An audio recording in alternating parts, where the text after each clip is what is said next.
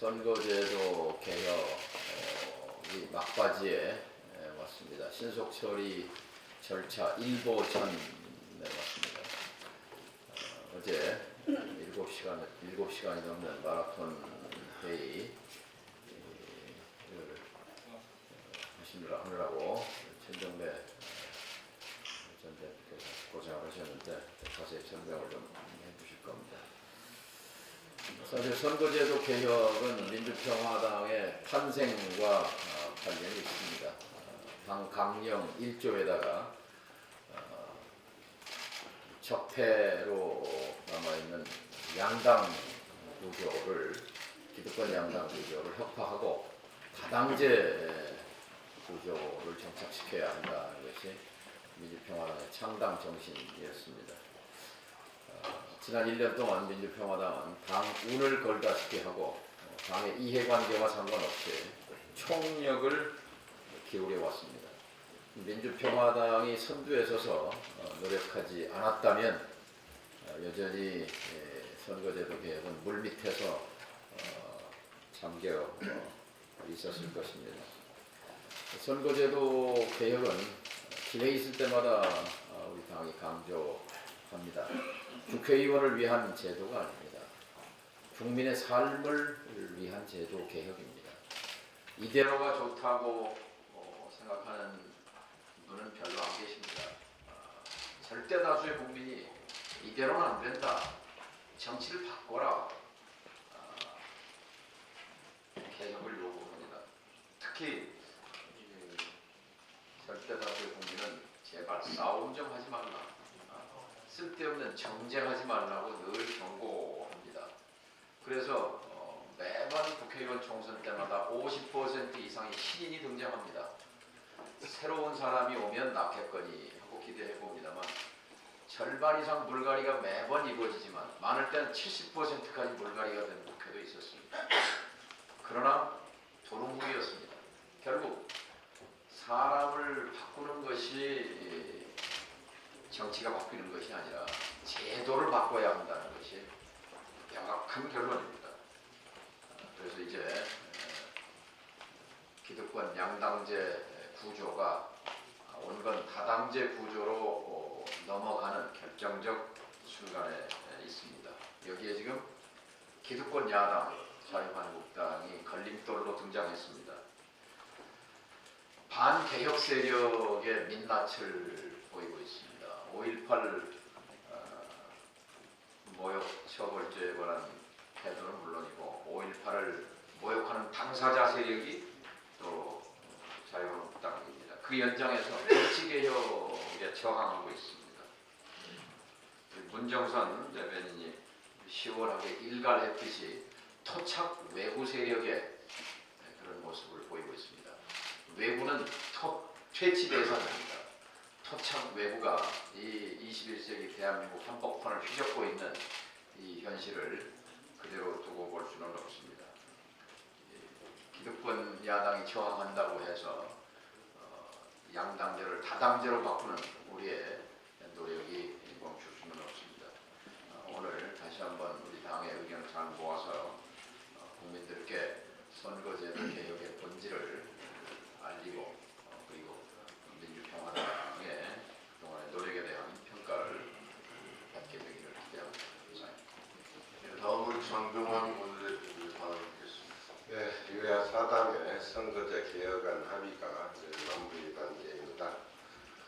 거대 양당이 적대적 공조를 통해서 지난 수십 년간 우리 국회를 불임 정치로 또 혐오의 정치로 만들어 왔습니다. 이제 이러한 국회, 상생의 국회를 만들기 위해서는 선거제 개혁을 반드시 20대 국회에 처리를 해야 합니다.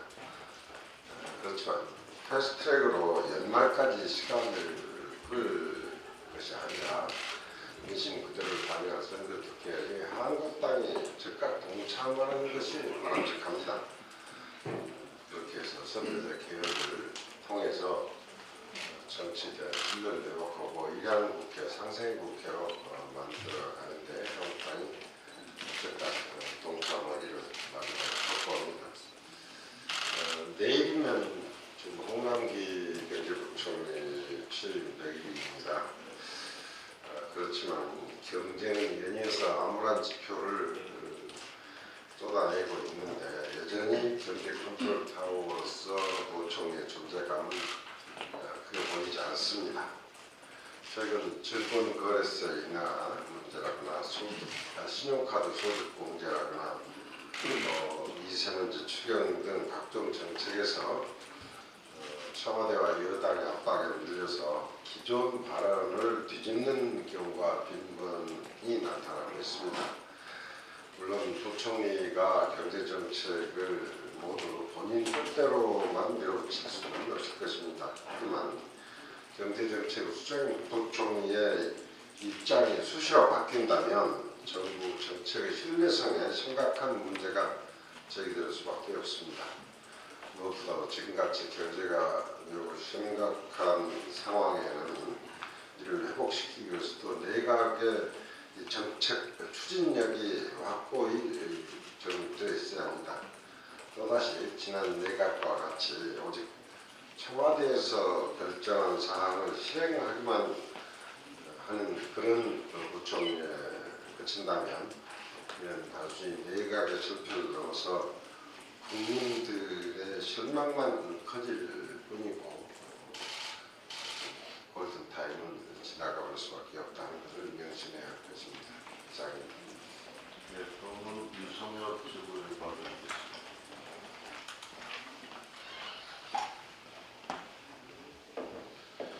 예, 정치개혁, 정치 발전을 위해서는 연동형 비례대표제가 반드시 도입이 되고 또 사법개혁을 위한 입법도 처리되어야 한다고 생각을 합니다. 그러나 지방의 지역 의석이 너무 많이 줄어드는 것은 또 다른 큰 문제가 아닐 수 없다고 생각을 합니다.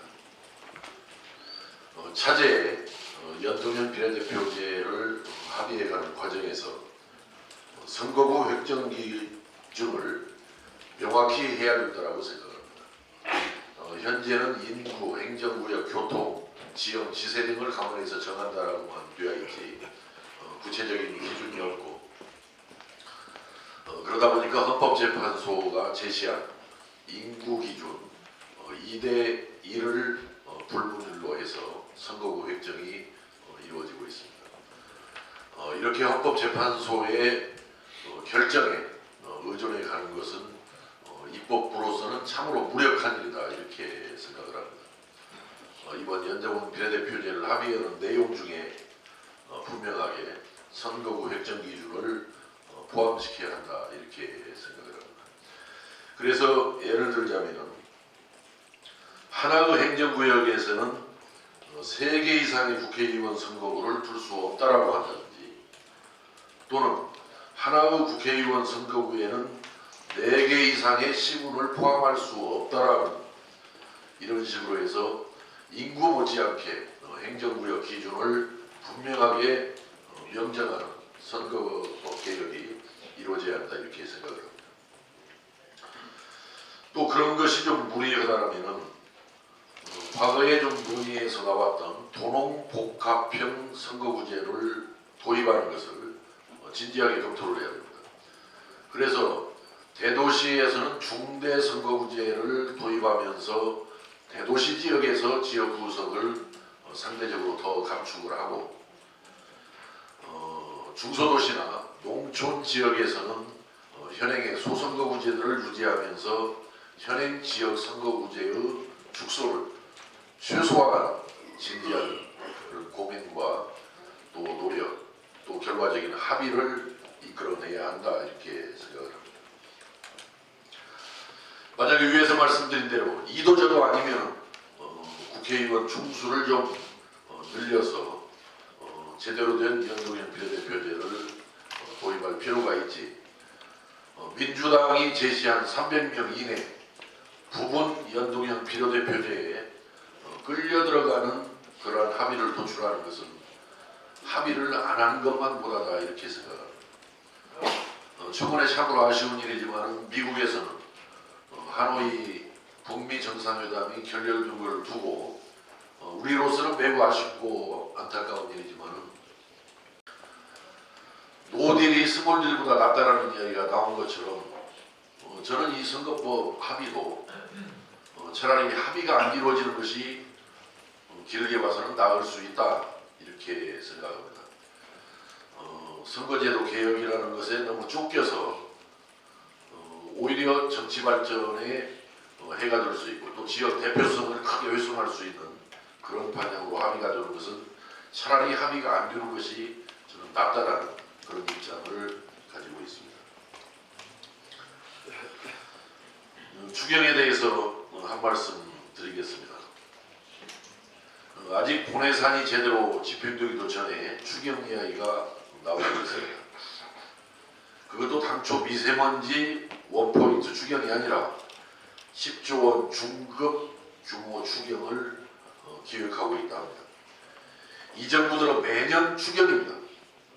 내용도 갑자기 생긴 재난이 아니라 2017년 일자리 창출 지원 11조 2천억 원, 2018년 청년 일자리 창출 3조 9천억 원으로 지속되었던 그런 사안입니다. 이번 미세먼지도 갑자기 발생한 일이 아니지 않습니까? 그런데도 본예산이 끝난 지 3개월도 채 안 되어서 돈 모자라다고 추경을 하겠다 합니다. 10년, 20년 후를 보고 나라 재정을 다룬다는 사람들이 불과 3개월 뒤를 못 보고 예산을 짠다는 말입니다. 이쯤 되면 예산을 작성하는 기재부 관료들은 책임을 지고 저는 옷을 벗어야 한다고 생각합니다. 정부의 추경안이 나오는 대로 어디에 어떻게 쓸 것인지 그리고 기존에 투입된 추경은 제대로 일자리를 늘린 것인지 심도 있게 검토해서 국민들의 세금이 쌈짓돈으로 전락하는 상황을 반드시 막아내야 합니다. 이상입니다. 예, 추경안 질문에 받아드리겠습니다.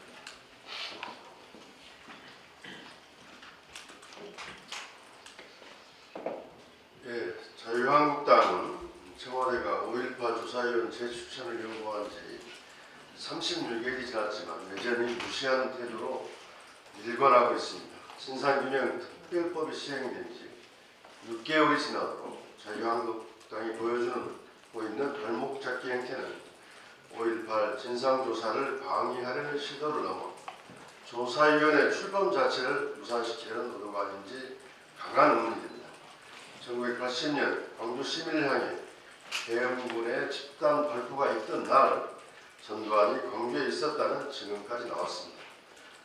집단 발포가 있었던 21일 전두환이 광주에 있었고 정호영 특정사령관, 이재우 보건업 보안부대장 등과 회의를 마치고 광주를 떠난 직후에 도청 앞 집단 발포가 있었고 헬기에서 기관총 사격이 있었다고 증언했습니다. 그러나 전두환은 이 두 가지를 모두를 지금까지 부인하고 있습니다. 39년 동안 진압군의 쏜총에 맞아 죽은 사람은 수백 명인데 총을 쏘라고 명령을 내린 자는 없습니다. 전두환이 이날 광주에 와서 광주 시민들에게 발포하라는 명령을 논의했는지 헬기 사격을 명령했는지에 대해 조사를 해야 합니다. 광주 진압의 사전 기획서를 비롯해 여론 공작 특명반을 운영했다는 증언들도 나오고 있습니다. 그동안 무섭고 두려워 침묵했던 분들이 용기를 내서 증언자로 나서고 있습니다. 5.18 진상조사위원회가 하루빨리 구성되어야만 하는 이유입니다. 조사위원회를 조속히 구성해서 이러한 진상을 낱낱이 밝혀야 합니다. 나경원 원내대표와 자유한국당은 전두환을 보호하려는 의도가 아니라면 진상조사위원회를 즉각 재추천하든지 추천권을 포기할 것을 다시 한번 엄중히 촉구합니다. 한두 가지 더 말씀드리겠습니다. 지난주 광주에서 전두환이 광주 법원에 출두하는 날 초등학교 학생들의 모습에 대해서 일부 태극기 부대 극우적인 생각을 가진 분들이 와서 기자회견 형식의 집회를 가지면서 그 어린 초등학생들을 위협하고 협박하는 행태가 벌어졌습니다. 참으로 우려하지 않을 수 없습니다. 극우 정치는 항상 혐오, 폭력, 테러를 동반합니다. 지금 광화문 태극기 부대 집회에는 전라도 빨갱이, 광주 빨갱이라는 말이 넘쳐납니다. 국회 앞 농성장은 태극기 부대에 의해서 습격당하고 있습니다. 광주의 동산초등학교 학생들의 학교 앞에서 한 극우 세력들의 집회 역시 그런 폭력의 일환이라고 생각합니다. 우리 사직 당국에서 이런 상황을 엄밀히 좀 주시해야 할 필요가 있다고 생각합니다. 무슨 사태가 일어날지 모르는 아주 엄중한 상황이라고 생각합니다. 오늘 선거법 협상이 막바지에 들어가고 있습니다만 우리 당에서 논의해온 대로 5.18 역사회복 처벌법, 집단 학살, 부정방지법 이 법이 꼭 패스트트랙으로 들어가서 이런 5.18 각종 논란을 잠재울 수 있는 계기가 될 수 있도록 지도부에서 각별한 관심을 가져주시기를 말씀드립니다. 이상입니다. 예, 다음은 성경대 연구원장님. 예, 제가 지난번에 말씀드린 바도 있고 오늘 최경환 최고위원께서 말씀드린 이 5.18 조사위원회에 대한 자유한국당 측의 비토라기보다 보이콧 뭡니까? 비토가 아니라 보이콧입니까? 자유한국당에서 2명의 위원을 재추천하고 있는 사태가 계속되고 있습니다.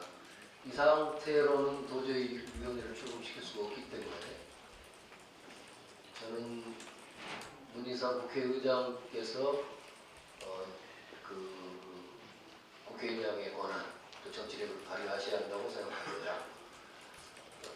그 법에는 9명의 위원으로 위원회를 구성하게 되어 있습니다. 그리고 그 중에 1명은 국회의장이 추천, 4명은 대통령이 속한 교섭단체, 즉 민주당 추천, 그리고 나머지 4명은 민주당이 아닌 다른 교섭단체와 비교섭단체가 추천한다고 되어 있습니다.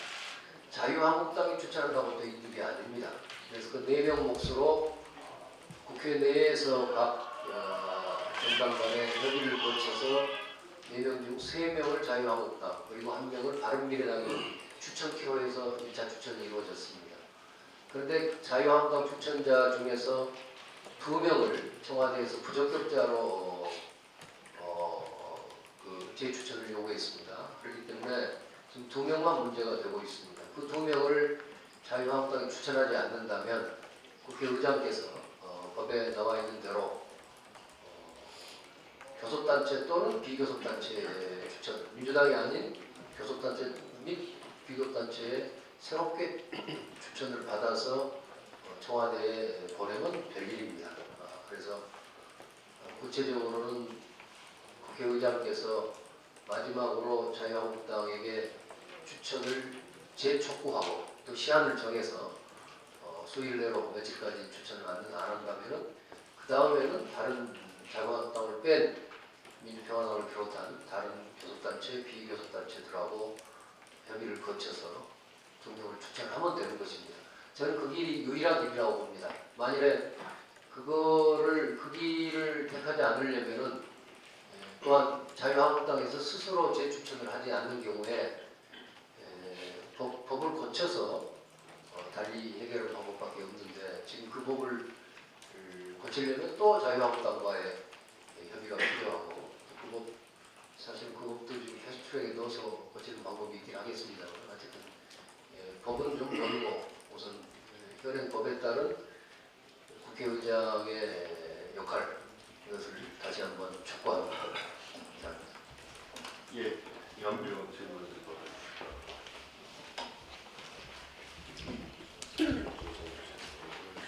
네. 검찰 과거사위원회는 조사기간 연장으로 이박희 전 차관의 성접대 의혹과 장제한 사건의 권력형 미투에 대해서 확실하게 진상규명을 해야 된다고 생각합니다.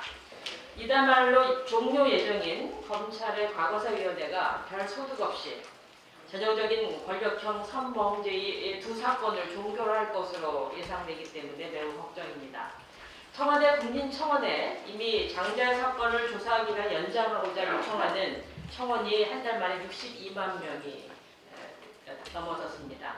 10년 동안 묻혀져 있던 장자연 사건의 유일한 목격자인 윤주호 씨의 새로운 증언이 계속 이어지고 있고, 또 김학의 법무부 전 차관의 성접대 의혹 역시 동영상 속의 인물이 본인이 분명하다는 진술도 나오고 있습니다.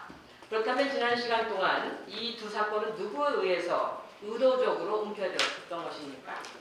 가죽이 물타기 등 권력을 이용해서 고의적으로 은폐하고 있던 두 사건의 진실을 명명백백히 검찰 과거사위원회가 정리해야 된다고 생각합니다. 검찰 과거사위원회는 확실하게 이 문제를 해결하겠다는 의지를 천명하십시오. 그러기 위해서는 조사기간의 연장과 함께 제대로 진상규명이 가능하도록 진상조사단을 강화하는 등 각종 지원을 필수적으로 해야 합니다. 검찰 과거사위원회는 다시는 이 땅에 억울한 죽음이 없도록 피해자만 있고 가해자를 보이지 않는 이 어처구니 없는 이 상황이 재현되지 않도록 해야 합니다. 이것이야말로 권력형 밑으로 여성들이 희생이 더 이상 방치되어서는 안 된다는 국민들의 요청에 부응하는 일입니다. 이상입니다. 예, 또 발언하실 의원이 계십니까? 없으면 공개회의는 이것을 마치도록 하겠습니다. 답변 부탁드립니다.